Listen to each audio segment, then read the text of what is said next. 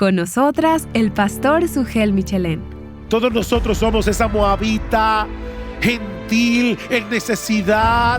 Estamos en una situación miserable por causa de nuestros pecados. Somos esclavos de nuestras pasiones y deseos y no podemos rescatarnos a nosotros mismos. Necesitábamos un pariente que pagara el precio. Estás escuchando Aviva Nuestros Corazones con Nancy de Moss Wolgemuth en la voz de Patricia de Saladín. Hoy, 4 de octubre de 2023.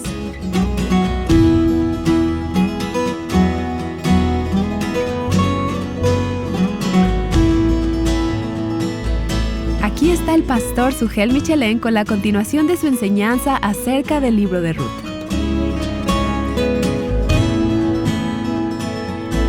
Aunque los personajes de este libro no podían saberlo en ese momento, Ruth, Noemí, Booz, el encuentro providencial entre Ruth y Booz en uno de los campos de Belén habría de cambiar la historia del mundo para siempre. Pero como veremos en el día de hoy, nuestro Dios suele moverse por senderos misteriosos. Nosotros dejamos a Ruth viviendo en casa de la suegra, luego de haber concluido la cosecha de la cebada y el trigo. Booz ha manifestado una bondad inusual hacia Ruth que nos deja entrever que hay algo de interés en este hombre por esta mujer. Pero pasan los 3 meses de la cosecha y Booz no da ningún paso concreto. El asunto es que Noemí parece que se está desesperando. Así que ella planifica una arriesgada estrategia. Veamos los versículos 1 al 5. Después su suegra Noemí, después de la siega, le dijo: hija mía, ¿no he de buscar seguridad para ti, para que te vaya bien? Ahora pues, ¿no es Booz nuestro pariente con cuyas criadas estabas? He aquí, él avienta cebada en la era esta noche. Lávate pues, úngete, perfúmate, y ponte tu mejor vestido y baja a la era, pero no te des a conocer al hombre hasta que haya acabado de comer y beber. Y sucederá que cuando él se acueste, notarás el lugar donde se acuesta. Irás, descubrirás sus pies y te acostarás. Entonces él te dirá lo que debes hacer. Y ella respondió: todo lo que me dices, haré. Lo que Noemí le está diciendo a Ruth es raro. Ella le está diciendo a su nuera: vístete bien, perfúmate y ve de noche y acuéstate a los pies de Booz después que haya comido y bebido. Definitivamente era un plan sumamente arriesgado. Ahora, antes de pasar juicio sobre la estrategia de Noemí, debemos entender que lo que ella le está pidiendo a Ruth no es que vaya a la era a seducir a Booz. Lo que ella le está pidiendo es que vaya a proponerle a Booz que la redima. Esa es la propuesta. En los días del Antiguo Testamento no existía la seguridad social. Es por esa razón que Dios proveyó un mecanismo legal para preservar tanto el linaje como la propiedad de la familia, 2 de los elementos del pacto que Dios había hecho con Abraham. Dios había dicho explícitamente en el Antiguo Testamento que Él era el propietario final de toda la tierra. Dios es el dueño de toda la tierra. Si tú tienes un campito, Dios es el dueño de toda la tierra. Pero Él había repartido la tierra de Canaán entre las familias de Israel para que ellos la pusieran a producir, tanto para su propio sostén como para ayudar a los necesitados. De manera que los israelitas debían verse a sí mismos simplemente como mayordomos de los bienes de Dios. Ahora bien, si una familia caía en desgracia y no podía poner a producir la tierra, ellos podían vender o arrendar parte de su posesión, pero nadie podía adquirir de manera permanente la propiedad de otra familia. O sea, yo la puedo vender por un tiempo, la puedo arrendar, pero en el año del jubileo, cada 50 años, todas las tierras volvían a sus dueños originales. Pero también Dios había provisto el mecanismo de que un pariente cercano podía actuar como el redentor de esta familia que había caído en desgracia. Este pariente cercano podía, antes del año del jubileo, podía volver a comprar la posesión de la tierra que esta persona o esta familia había puesto en venta o en arrendamiento. Por eso es que era tan importante la preservación del linaje familiar. O sea, el pedazo de tierra que Dios le había dado a la familia tenía que quedarse en la familia, a menos que esa familia desapareciera. Y por eso era importante procurar un linaje familiar, un heredero. Dice en Levítico capítulo 25 versículo 23: la tierra no se venderá en forma permanente, dice Dios, pues la tierra es mía, porque vosotros sois solo forasteros y peregrinos para conmigo. Así que a toda tierra en posesión vuestra otorgaréis el derecho de ser redimida. Si uno de tus hermanos llega a ser tan pobre que tiene que vender parte de su posesión, su pariente más cercano vendrá y redimirá lo que su hermano haya vendido. ¿Se dan cuenta? Este era uno de los mecanismos provistos por Dios en la ley para la defensa del más débil y para que cada familia de Israel pudiera preservar la heredad que Dios le había otorgado en la tierra prometida. Los miembros del clan familiar debían redimir la propiedad de aquellos que habían caído en desgracia. De manera, mis hermanos, que el redentor debía cumplir dos requisitos básicos: ser un pariente cercano y tener los medios necesarios para adquirir de vuelta la propiedad que su pariente había tenido que vender o arrendar. En cuanto a la preservación del linaje familiar, la ley también establecía, como vimos en un mensaje anterior, que si un hombre moría sin dejar descendencia, el hermano debía casarse con la viuda para dejarle un heredero al hermano fallecido. Eso es lo que se conoce como la ley del levirato, de la palabra latina levir, que significa cuñado. Cuando muere Elimelech, el esposo de Noemí, automáticamente su hijo Malón, el esposo de Ruth, se convierte en su heredero. Pero Malón muere también. Así que ahora las dos viudas, Noemí y Ruth, necesitaban un pariente cercano que redimiera la propiedad de Elimelech, pero también necesitaban un heredero que preservara el nombre de la familia. En otras palabras, ellas necesitaban un redentor. Es por eso que Noemí se emociona cuando se entera que de una forma casualmente casual, Ruth se va a espigar a los campos de Belén y llega precisamente al campo de Booz. Esa emoción de Noemí es porque él era un pariente cercano de su marido. Así que, mis hermanos, si bien es cierto que la estrategia de Noemí fue muy arriesgada, al menos podemos decir dos cosas a favor de Noemí. La primera es que ella estaba procediendo dentro de los parámetros establecidos por Dios en su ley. Noemí amaba a Ruth, como dice en el versículo 1. Dice, no he de buscar seguridad para ti, para que te vaya bien. Ella amaba a Ruth. Y fue con eso en mente que ella armó todo este plan, amparándose en lo que Dios había establecido en la ley. Lo que ella le estaba recomendando a Ruth es que fuera a la era a pedirle a Booz formalmente que la redimiera.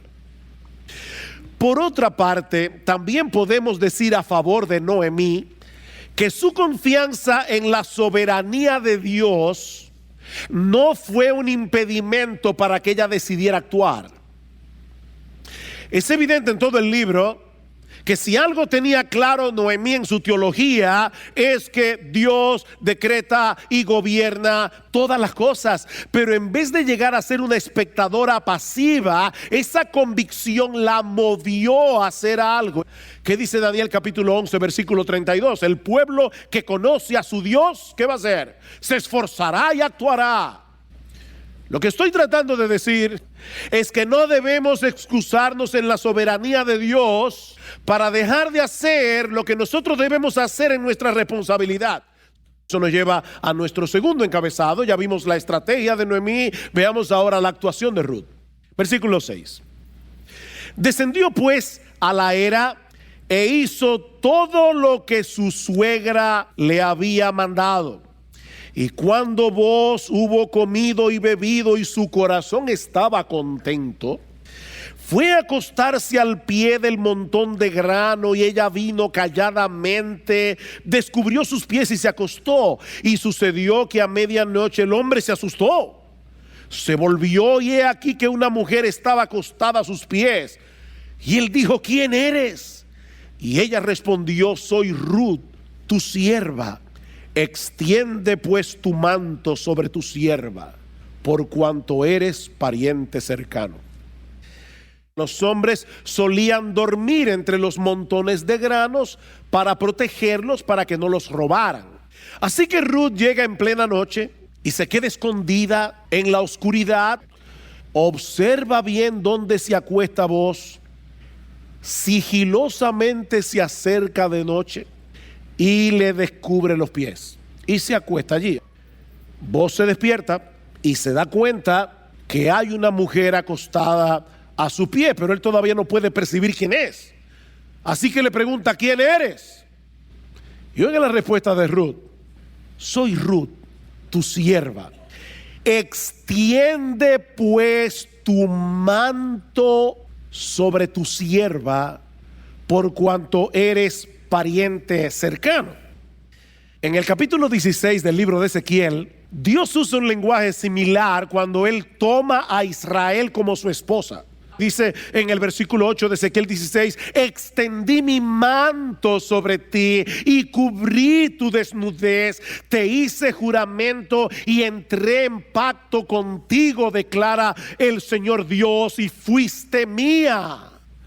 Bueno, eso es precisamente lo que Ruth le está pidiendo a Booz aquí: cásate conmigo, porque debido a tu parentesco con Elimelech, estás en la capacidad de preservar su linaje. Por eso es que le dice: tú eres pariente cercano.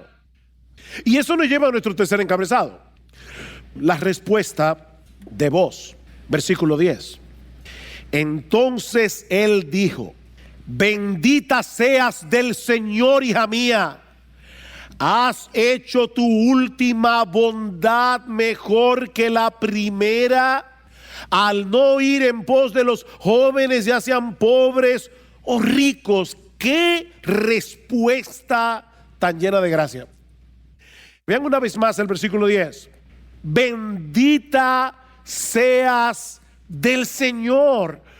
Has hecho tu última bondad mejor que la primera. Tu última bondad a favor de quién? ¿De qué está hablando Booz? ¿De quién había tenido Ruth bondad desde el principio de esta historia? De su suegra Noemí. Lo que Booz le está diciendo: hija mía, si yo te alabé cuando te conocí, porque yo he oído lo que tú has hecho a favor de tu suegra, Tú te has crecido delante de mis ojos, porque tú hubieras podido aceptar la propuesta matrimonial de cualquier joven de Belén, pero has preferido acogerte a lo estipulado en la ley para procurarle una descendencia a Noemí y preservar el nombre de Elimelech. Vos está sorprendido por la virtud de Ruth. Note lo que dice el versículo 11. Ahora, hija mía, no temas, no temas. Haré por ti todo lo que me pidas, pues todo mi pueblo en la ciudad sabe que eres una mujer virtuosa. La palabra virtuosa que vos está usando aquí es la que se usa en Proverbios 31 para hablar de la mujer virtuosa. Mis amados hermanos, no podemos poner en duda ni la integridad de vos, ni la piedad de Ruth. Pero vos no solo respetó la pureza de Ruth, sino que al mismo tiempo decidió cumplir al pie de la letra lo que la ley establecía. Versículo 12. Ahora bien, es verdad que soy pariente cercano, pero hay un pariente más cercano que yo. Vos sabía que había otro pariente más cercano y por lo tanto él no iba a hacer absolutamente nada hasta que ese pariente renunciara a sus derechos. ¡Qué integridad! Vos está dispuesto a obedecer a Dios y dejar en sus manos los resultados. Versículo 13. Quédate esta noche y cuando venga la mañana, si Él quiere redimirte, bien, que te redima. Pero si no quiere redimirte, entonces yo te redimiré. Vive el Señor. Este era un hombre. Vos le promete, no te preocupes, hija mía, el asunto lo resuelvo hoy mismo y temprano. Por eso es que en el versículo 18, Noemí le dice: espera, hija mía, porque el hombre no descansará hasta que lo haya arreglado hoy. Queridos solteros, y hablo a los varones que se encuentran aquí, nosotros debemos ser diligentes en todas las áreas de nuestra vida, incluyendo el hecho de buscar esposa, cuando estamos en edad de buscar esposa. Vos quiso hacer las cosas dentro de los límites de la voluntad revelada de Dios, pero dentro de ese lindero Él hizo diligentemente lo que él tenía que hacer. Nosotros vemos en la historia que Booz comenzó a proteger a Ruth desde esa misma noche. Primero protegió su pureza, no la tocó, pero por otro lado también protegió su reputación. Se dieron cuenta en el versículo 14 que no se sepa que ha venido mujer a la era. Te vas a ir a una hora prudente, que nadie te vea. Protegió su reputación y una vez más proveyó materialmente para el sostén de ella y de Noemí. Versículo 15, dijo además: dame el manto que tienes puesto, sujétalo. Y ella lo sujetó y él midió 6 medidas de cebada. Eso era provisión como para 2 semanas. Eran como 60 libras de cebada. Y me encanta el detalle, dice, y se las puso encima. En cierto modo, yo pienso que Booz cumplió las palabras de Efesios 5:25 cientos de años antes de que Pablo le escribiera. Maridos, amad a vuestras mujeres, así como Cristo amó a la iglesia, se entregó a sí mismo por ella para santificarla. Y luego dice: porque nadie aborreció jamás a su propia carne, sino que la sustenta y la cuida, como también Cristo a la iglesia. Eso es lo que Booz está haciendo por Ruth. Jóvenes, el amor, el verdadero amor, se manifiesta en la pureza, el respeto y la protección. Chicas, no se dejen manipular cuando tu novio te dice que si no te acuestas con él antes del matrimonio, no lo amas. Eso es manipulación. Eso no es verdadero amor. El verdadero amor protege, el verdadero amor respeta, el verdadero amor conserva la pureza. Booz protegió a Ruth porque realmente la amaba. Y lo que es más sorprendente, Booz desde ya estaba cuidando a Noemí. Ven el versículo 16. Y cuando llegó a donde estaba su suegra, esta dijo: ¿Cómo te fue, hija mía? Y le contó todo lo que el hombre había hecho por ella y dijo: me dio estas 6 medidas de cebada, pues dijo: no vayas a tu suegra con las manos vacías. Interesante. ¿Qué fue lo que dijo Noemí cuando llegó a Belén? Yo me fui llena, pero he vuelto vacía. Y ahora vos está usando exactamente la misma expresión. Yo creo que Dios está tratando con el alma de esta mujer. Yo volví vacía. En el capítulo 1 volvió con Ruth. En el capítulo 2, Ruth llega a la casa con 30 libras de cebada. En el capítulo 3, Ruth llega a la casa como con 60 libras de cebada. Y un hombre que le ha prometido: no te preocupes, yo resuelvo eso hoy. Vacía. Dios estaba lidiando con el alma de esta mujer. Y miren el impacto en Noemí, versículo 18.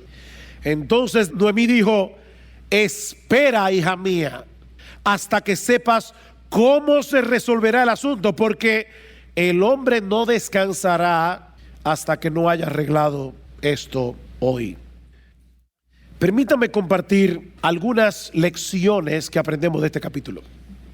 La primera es que aunque muchas veces cosechamos las consecuencias de nuestras malas decisiones, nuestras imprudencias nunca van a frenar el plan de Dios.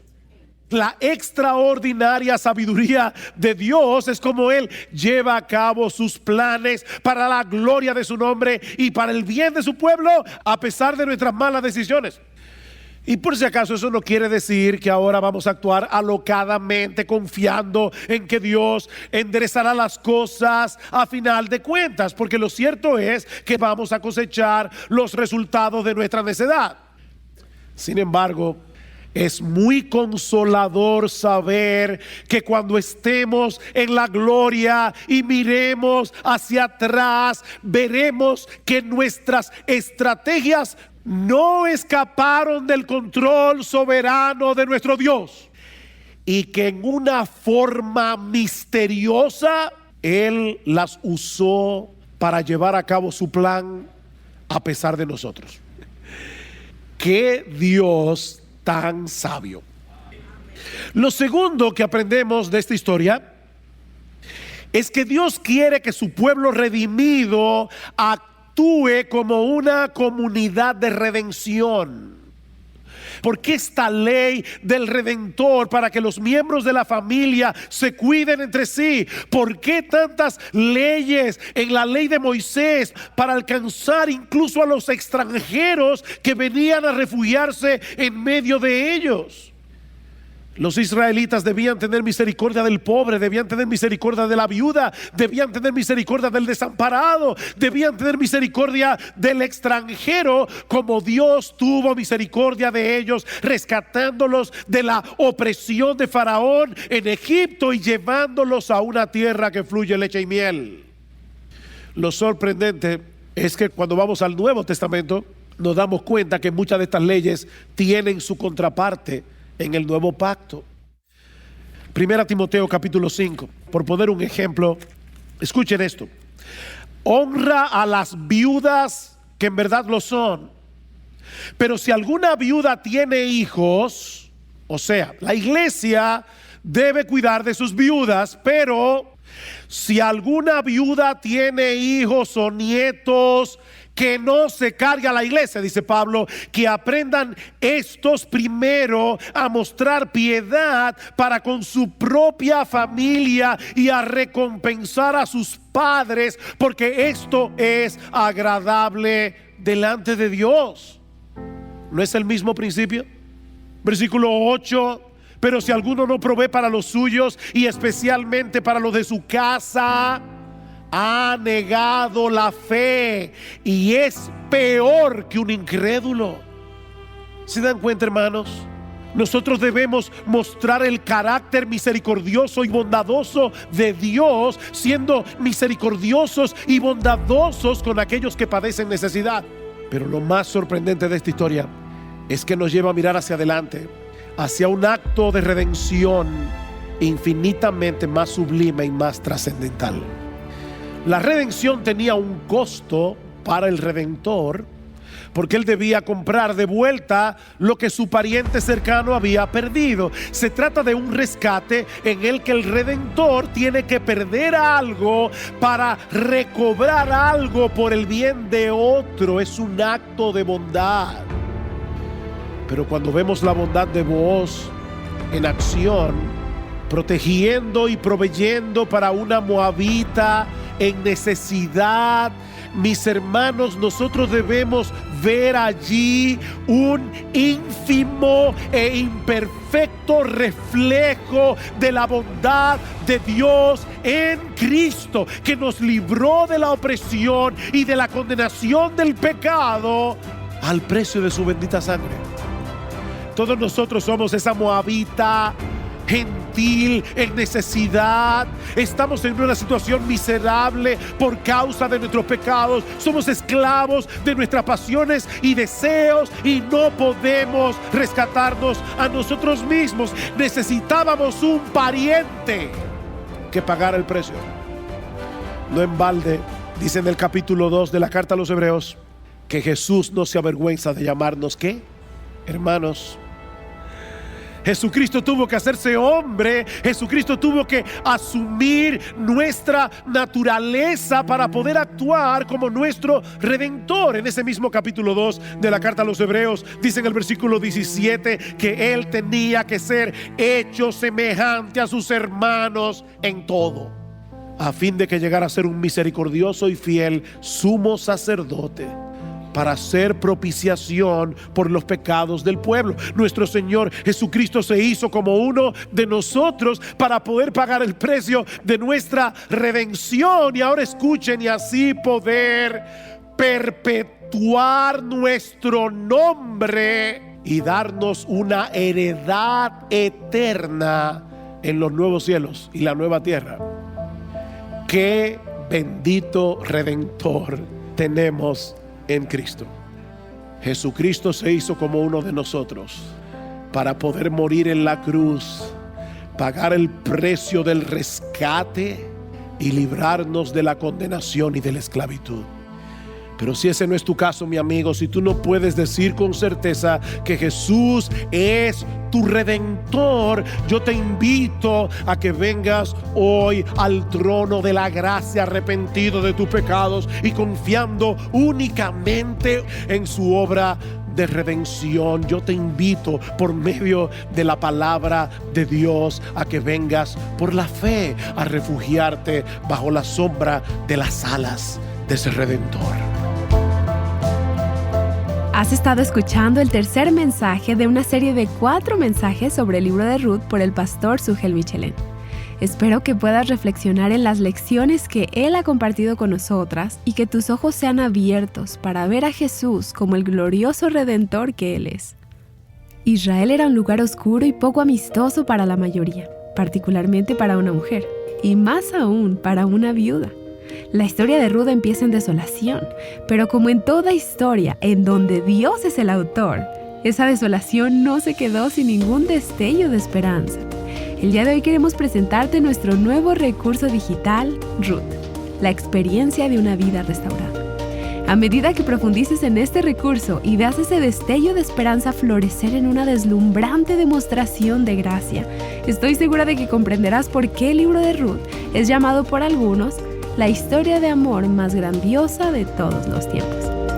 Este mes de octubre puedes adquirir este nuevo recurso por una donación, así que visítanos en avivanuestroscorazones.com. El día de mañana estaremos viendo la conclusión de esta serie de mensajes del pastor Sugel Michelén, así que asegúrate de acompañarnos aquí en Aviva Nuestros Corazones. Ayudándote a contemplar la belleza del Evangelio, Aviva Nuestros Corazones es un ministerio de alcance de Revival Hearts.